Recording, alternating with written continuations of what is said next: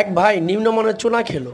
চুনাটা কেমন সেটা বলি। যেখানে 15 থেকে 20 হাজার টাকার মধ্যে 80 এবং 50 সিসি পুরাতন মডেলের বাইক পাওয়া যায়, সেখানে এই লোকটি চুনা খেয়ে সে 13,000 টাকা দিয়ে এই ইঞ্জিনটা কিনেছে।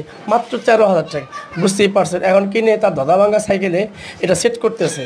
এখন দেখেন, এই যে উপর ট্যাঙ্কি বয়েছে, ইটন একটা ট্যাঙ্কি, এই ইঞ্জিন বয়েছে। এখন লাগানোর পর সে মডিফাই করার জন্য যা যা প্রয়োজন সব যন্ত্রপাতি তার কাছে নাই। এখন তার 3 থেকে 4 দিন লাগবে এটা সেট করতে। বিভিন্ন জায়গা থেকে খুঁজে মুজে এটা এনে লাগানো লাগবে।